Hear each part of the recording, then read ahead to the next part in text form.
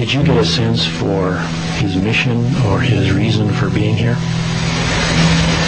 Well, I consciously wanted to know. And I consciously kept thinking about, why are you here? What is the purpose? And not trying to become enlightened, but just a statement of, what are you doing here? Why are you in front of me? Was this just an accident? And some guilt feelings of why me? Because I don't, and didn't like what I was going through. At the same time, I was fascinated by what I was experiencing. I realized that this was a tremendously, powerfully intelligent creature or entity. I felt that it sincerely had the ability to hurt me if it would have wanted to, both physically and mentally, at any time.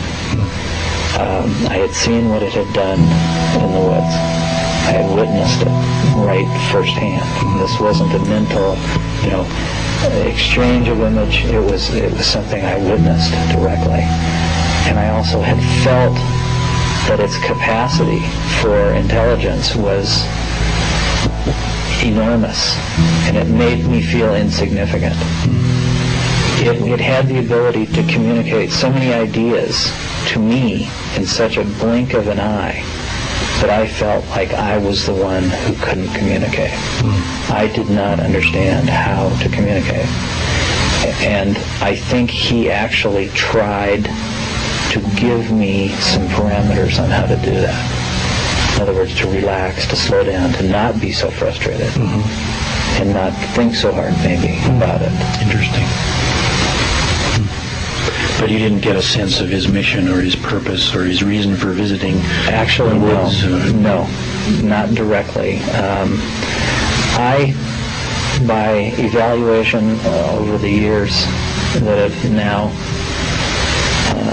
passed, and talking with people that are supposedly knowledgeable about why we're being visited, people have speculated about many different things. Directly with Freddie, I got the feeling that I walked in on something I shouldn't have seen, and probably circumstances provided that. In other words, my dog somehow took him by surprise, got him in a situation that he was, for one reason or another, not prepared for, which then allowed me the time to step up and see him there. I believe that he was, at the moment that I was witnessing this, the second I saw him, he was trying to make the jump into another dimension. That the shaking or vibrating that I've talked about, the paint shaker shaking, was the transition from our reality to wherever theirs is. Okay? And somehow Susie got in the way by either knocking off the artifact off of his arm, or he wasn't able to complete the cycle because she was on top of him, on his arm at that time. I think it was truly like a research mission, or he was out gathering something. I don't have any proof of that. He didn't have any other tools than what I found, but of course the tool that he had is exceptional, and we don't know all of what its capacity is, as well as the obelisk. It could be an all-encompassing fortress of tools, that at his disposal. And maybe I interrupted him prior to getting into whatever he was doing, or maybe just prior to him leaving. He'd already done what he was supposed to be doing. People have said that we're being visited because of the rock that we sit on is important, the earth itself.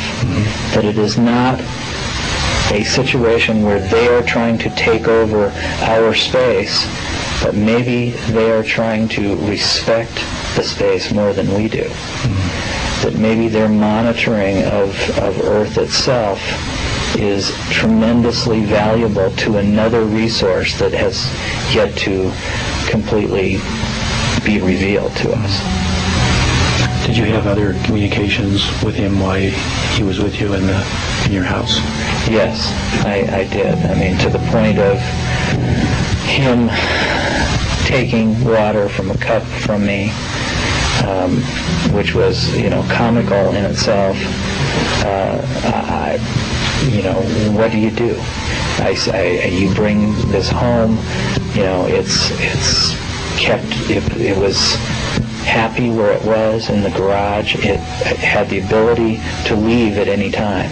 Once it was moving and walking around, I knew it had the ability to leave. So I never locked it in feeling like I was locking it in to tie it up, because I believe it could have torn the door right off the garage, if not worse. do you think he was aware of the people that were starting to follow you and interact with you and threaten you? Yes, I do. I think Freddie was aware of every thought that was in my head, every vision that I envisioned, every nook and cranny of my mind, whether it be in the past, present, or something I was speculating in the future. I believe he had a fingerprint of my mind. And as my mind would change, the reactions on his face would change. As I would change my thought from the moment current with him to something I was going to do an hour later, the expressions on his face would change. Do you think that he initiated a rapport that was in effect all during that period? During that first 5-minute session? So do you think he was with you all the time, or was that something that he would download, if you will, when you two were together? I think it was constant. I think his ability to get inside of my head was constant, because I think that was as normal to him as breathing is to me. So time and distance meant nothing to that communication? No, and I believe he could have the ability to get this information from me, whether I was standing 10 feet away from him in the garage, or possibly even right now. But I think when it comes down to the word communication, he was the teacher. He was the master, far, far above my ability or anything I think that I could ever conceive, because he could take my emotion and read not only the emotion, but also read, I believe, my thoughts behind the emotion. So we're talking ultimate communication. Empathic, telepathic. Absolutely. Time-based. Right, but I also think, and I have never stated this anywhere, I think he had the ability to physically inflict pain on me with a telepathic force. You mentioned a flash or a searing pain initially when he screamed. Right, and the scream was an audible scream, but it also was a truly pointed mental image, and it was painful. I mean, painful, where as if somebody had stuck a knife inside of your head.